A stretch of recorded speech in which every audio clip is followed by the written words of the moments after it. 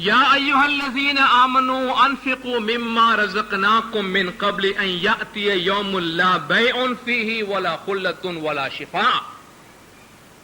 ऐ ईमान वालो, उस दिन के आने से पहले खुदा की राह में कुछ खर्च कर दो जिस दिन न कोई खरीद व फरोख्त होगा, न तुम्हारे दोस्त बिरादर काम आएंगे और न कोई तुम्हारे तरफ से शिफाअत कर सकेगा।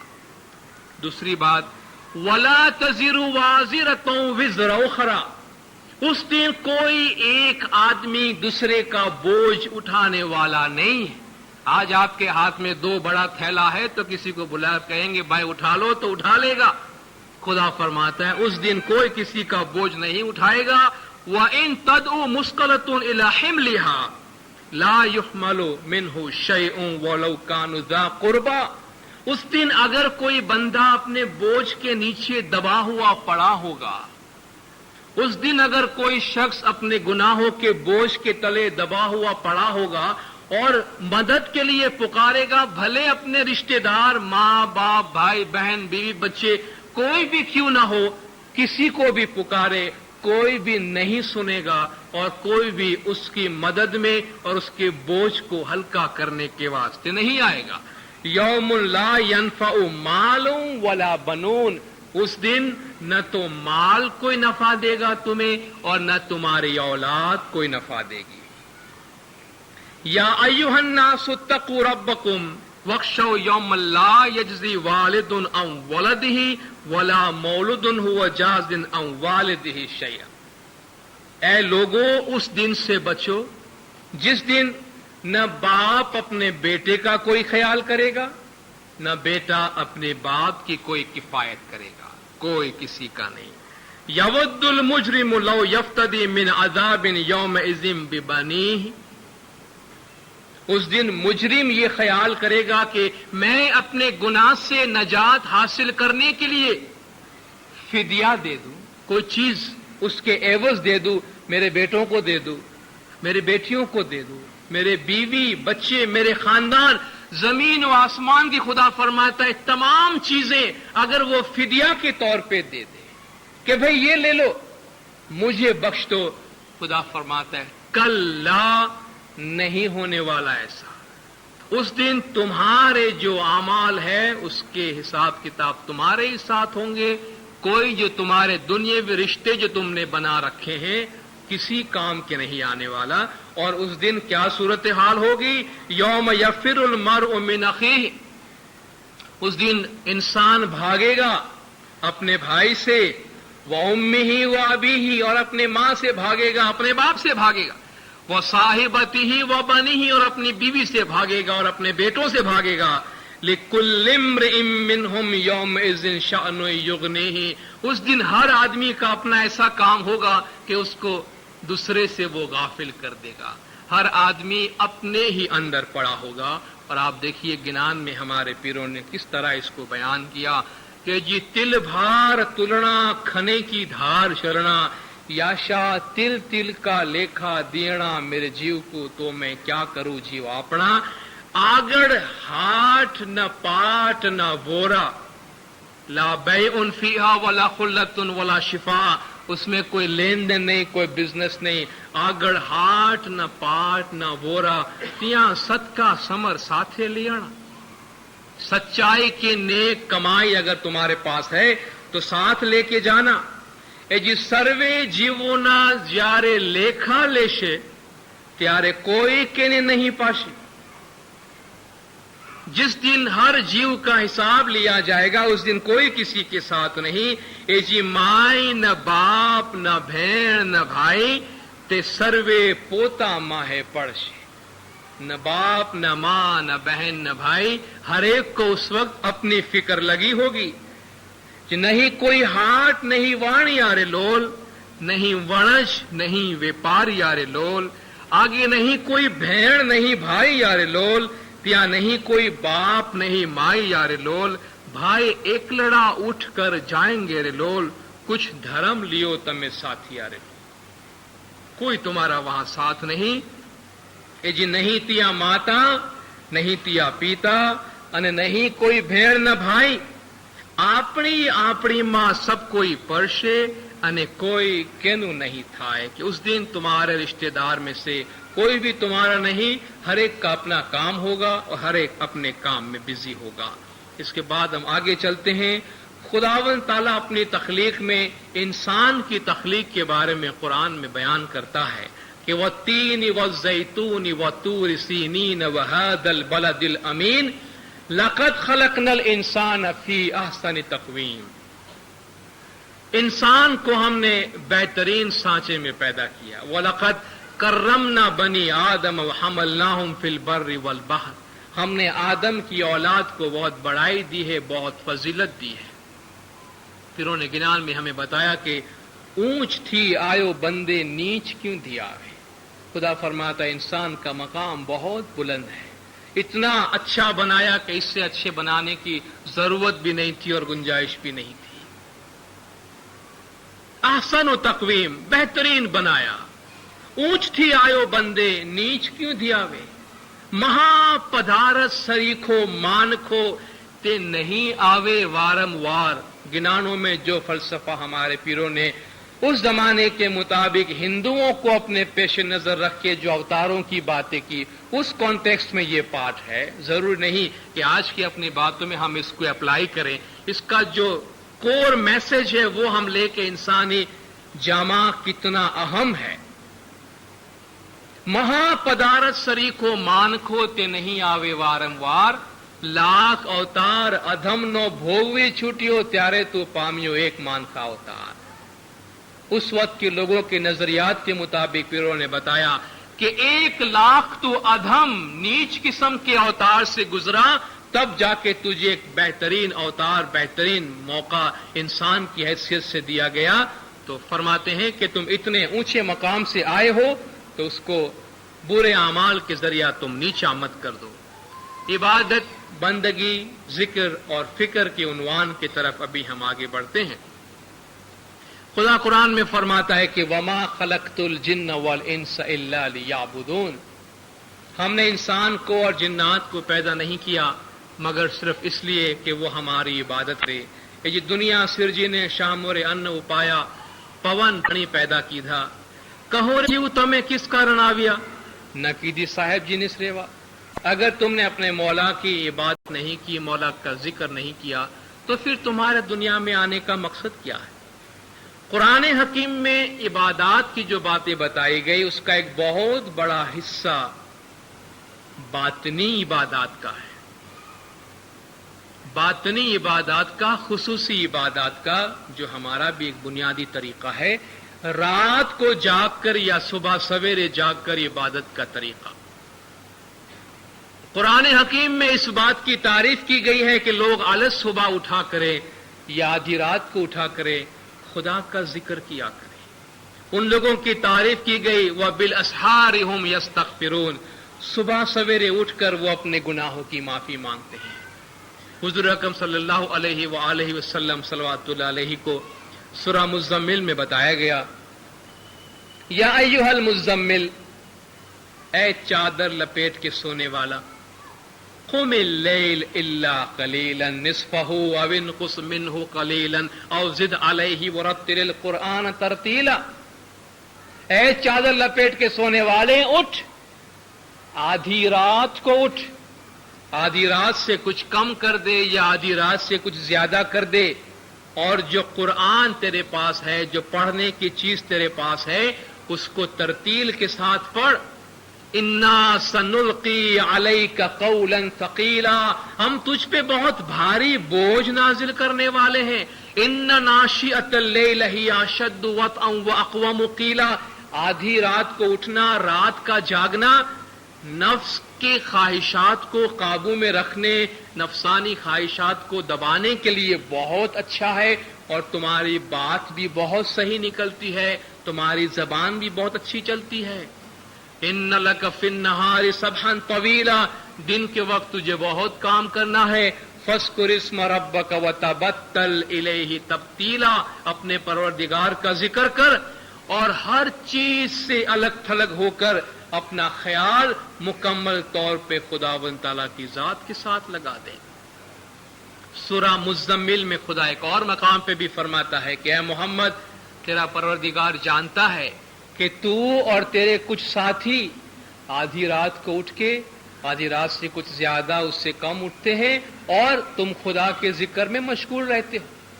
تو ہمارے جو باطنی عبادات کا، بیت الخیال کی عبادت کا طریقہ ہے، یہ صرف آج کی بات نہیں ہے. حضور اکرم کی زندگی سے، قرآن کی تعلیمات سے بھی ہمیں وہ باطنی اور نورانی روحانی قسم کی عبادات کا ذکر ملتا ہے. اور ہمارے پیروں نے اپنے گنان میں اسی کے بارے میں بتایا کہ بندگی کارن سرجیا سنسار، یہ دنیا پیدا کی گئی ہے بندگی کے بارے میں.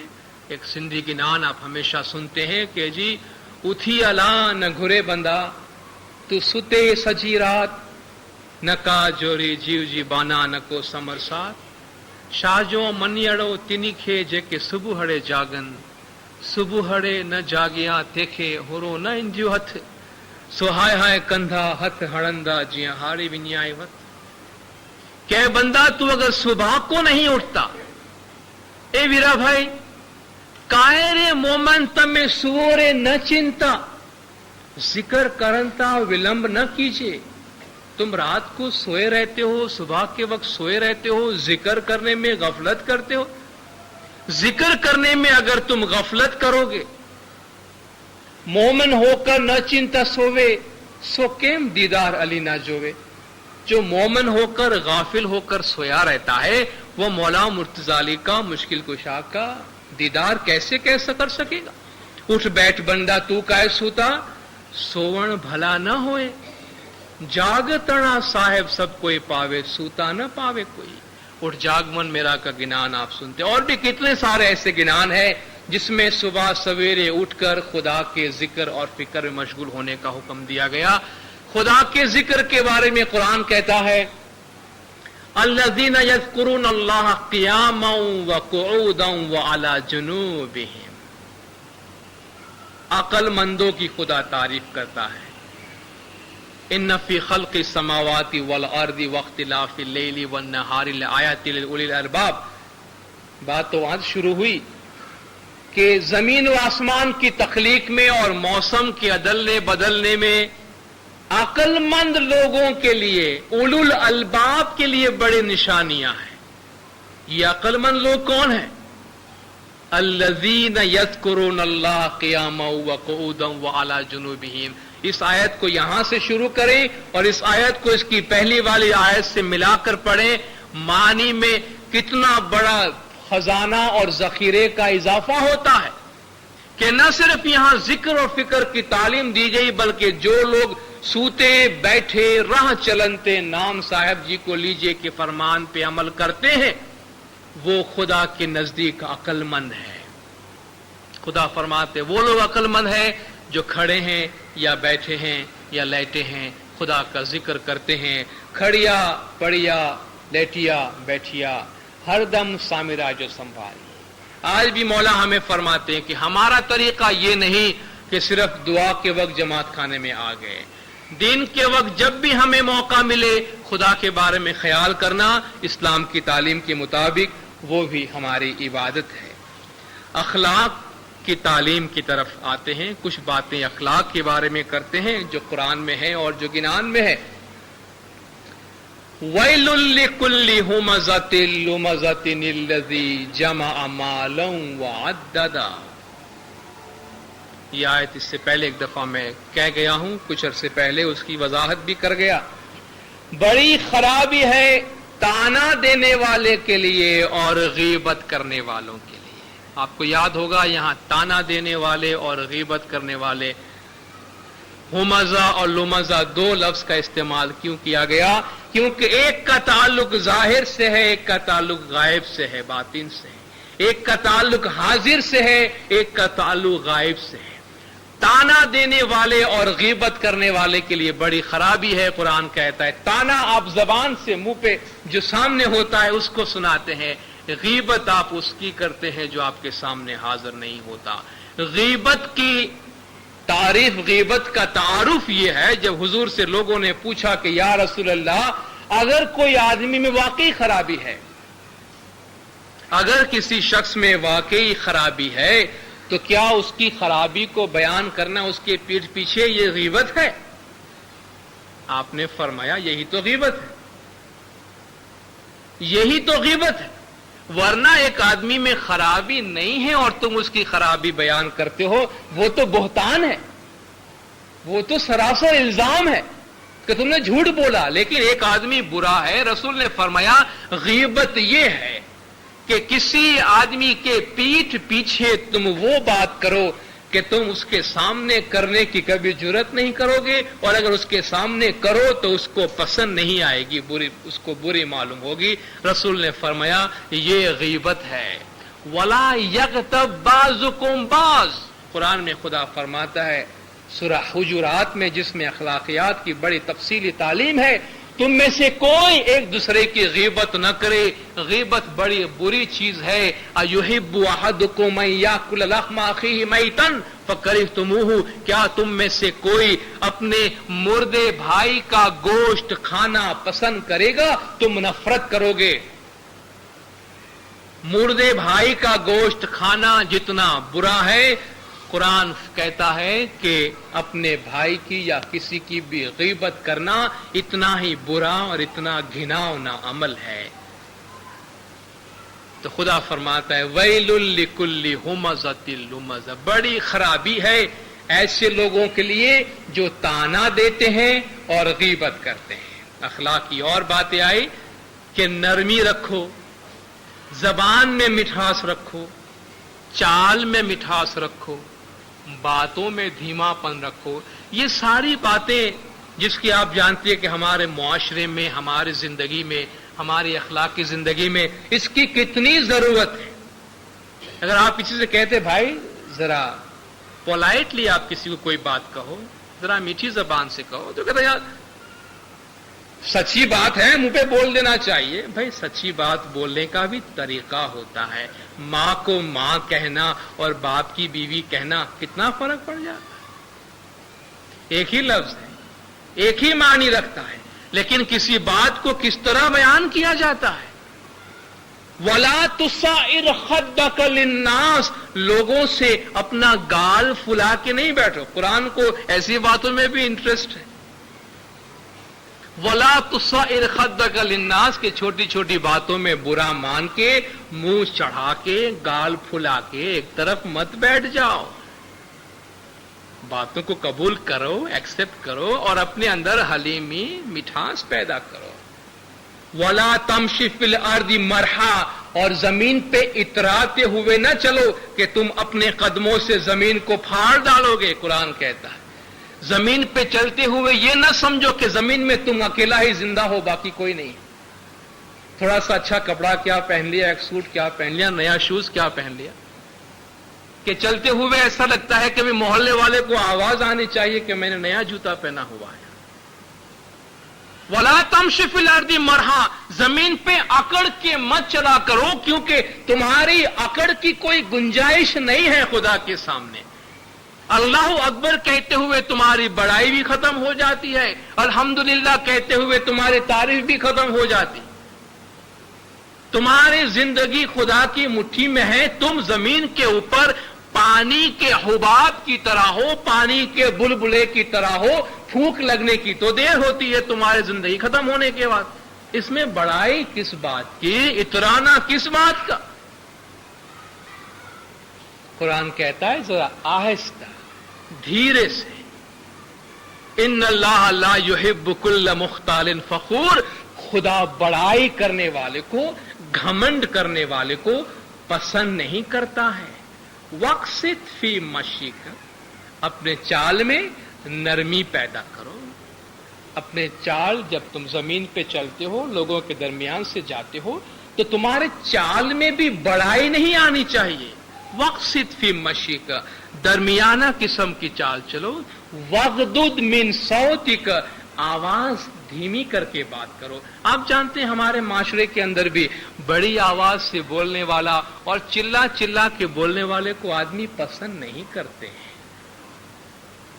جو میٹھی آواز سے بولتا ہے، دھیمی آواز سے بولتا ہے، کم بولتا ہے اس کی باتیں پسند کی جاتی ہے. ہو سکتا ہے کہیں آپ اپنی باتیں منوانے کے واسطے ذرا چیخو پکار کر کے چلا کے وقتی طور پہ تو اپنی بات منوا لیں گے. سامنے والے کو شاید اپنی عزت کا خیال آ جائے تو آپ کی بات مان بھی لے گا, لیکن دینداروں اس سے دلوں پہ حکومت نہیں ہوگی. ہمارے اس چلانے اور چیخو پکار کرنے سے لوگوں کے دلوں میں جگہ پیدا نہیں ہوگی. وقتی طور پہ ہمارا کام شاید ہو جائے. وقصد فی مشیک واغضض من صوتک ان انکر الاصوات لصوت الحمیر. پتہ نہیں خدا کو کیسے یہ بات کہنا ضرورت پیش آئی یہاں پہ کہ آوازوں میں سب سے بری آواز گدھے کی ہے. یہ تجربہ تو ہمارا بھی ہے اور قرآن شریف خود بھی کہتا ہے وَعِبَادُ الرَّحْمَنِ الَّذِينَ يَمْشُونَ عَلَى الْأَرْضِ حَوْنًا وَإِذَا خَاطَبَهُمُ الْجَاهِلُونَ قَالُوا سَلَامًا. خدا کے جو بندے ہیں, عابد جو ہیں خدا کے, رحمان کے جو بندے ہیں, یمشون علی الارض ہونا, زمین پر بڑے آرام سے دھیمے چال چلتے ہیں. اور جب کوئی جاہل سے سابقہ پڑ جاتا ہے, اگر سامنے کوئی ایسا آدمی مل جائے جو خامخواہ اسے پریشان کرے, چھیڑے, کہتا ہے قالوا سلاما, تم پہ خدا کی سلامتی ہو, افسوس ہے کہ میں تم جیسا نہیں بن سکتا ہو, تمہارا راستہ علیحدہ ہے, میری راہ جدا گانا ہے. اس قسم کی بہت ساری اخلاقی تعلیمات قرآن شریف میں دی ہوئی ہے. چند مثالیں آپ کے سامنے پیش کی اور اسی کی مثال میں گنان سے آپ کو دیتا ہوں. کوئی کینی ماں کرشو نندا. آپ نے سنا ہے کہ نندا ہے دھرم جائش. جہاں نندا ہو, جہاں غیبت ہو, اس میں سے دھرم چلا جاتا ہے. تو نندا غیبت سے ہمیشہ دور رہنا چاہیے, اور نندا غیبت کس کو کہتے ہیں وہ معلوم ہونا چاہیے. ہم ساتھ میں کبھی دو چار آدمی جمع ہوتے ہیں تو اکثر ہماری عادت ہوتی ہے کہ ہمارا موضوع سخن یعنی سبجیکٹ آف ڈسکشن ہمیشہ کوئی ایسا آدمی ہوتا ہے جو اس میں حاضر نہیں ہوتا ہے. اس لیے برائے مہربانی اس قسم کی گفتگو سے پرہیز کرنا چاہیے, کیونکہ وہیں سے نندا کی اور غیبت کی لائن شروع ہوتی ہے. کوئی کینی ماں کرشو نندا, گتمائے آوی نے کرو ہے زندہ. کبھی کسی کی غیبت نہ کرنا, گلا نہ کرنا. جرے ویرا میٹھڑو آئی بولو, ویرا نمی کھمی ہو یار چالو.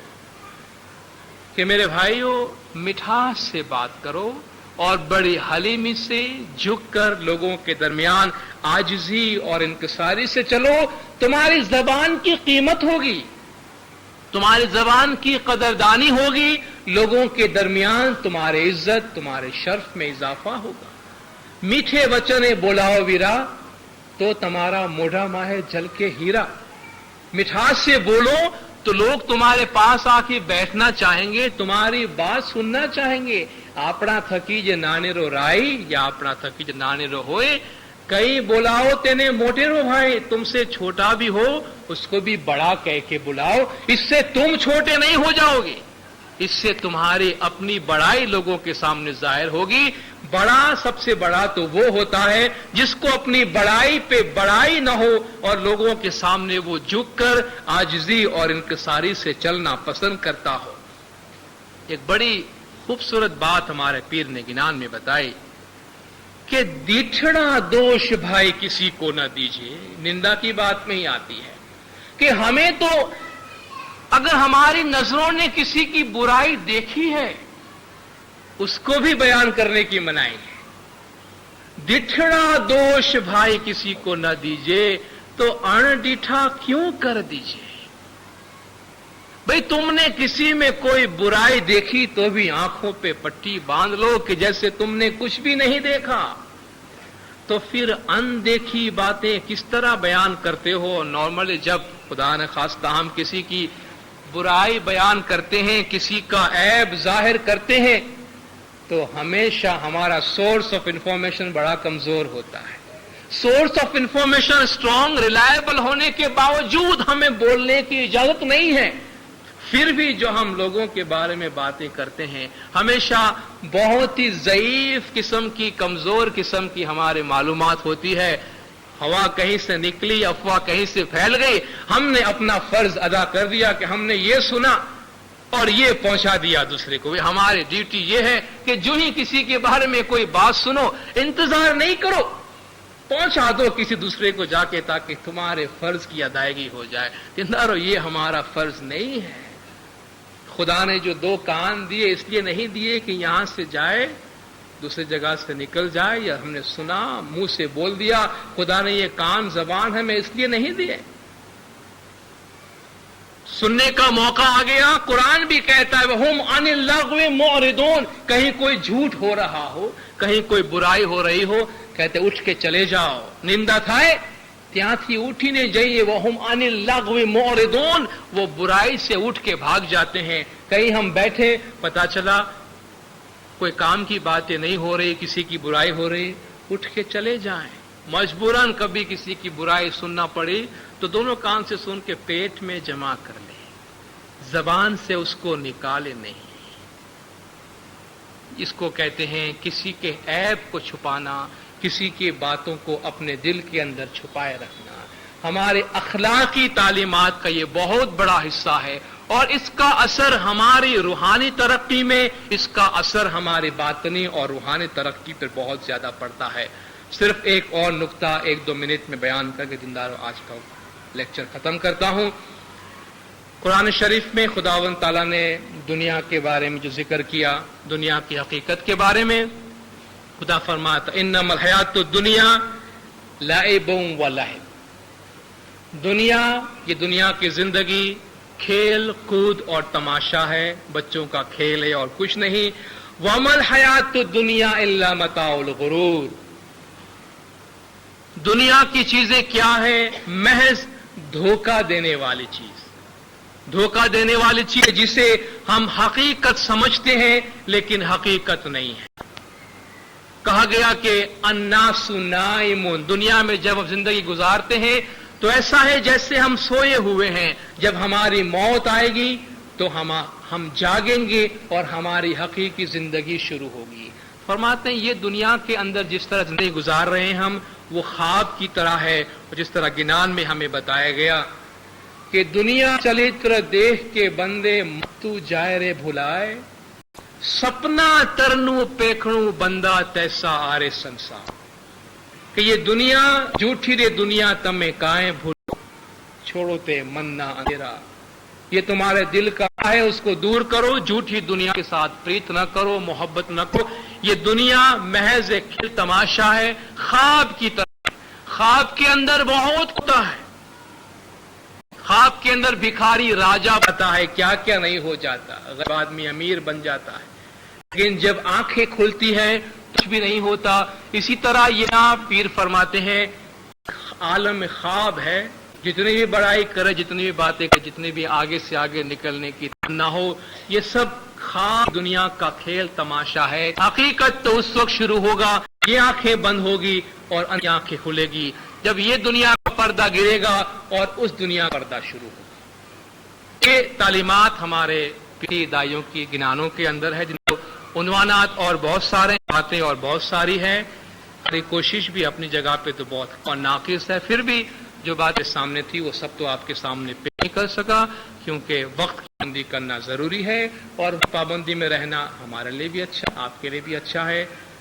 صاحبان نے آپ کے سامنے بولنے کا موقع دیا. اسماعیل ایسوسیشن نے یہ کام آپ کے لیے بنایا جس میں ہمیں آپ کو بولنے کا موقع ملا. آپ سب نے بہت اچھی حاضری دے کر ہماری حوصلہ افزائی کی. ہمیں آپ کی سے بہت خوشی ہوئی. اس موقع کمرے صاحبان کا, اسماعیل ایسوسیشن کا اور آپ سب کا بہت بہت شکریہ. یا علی مدد.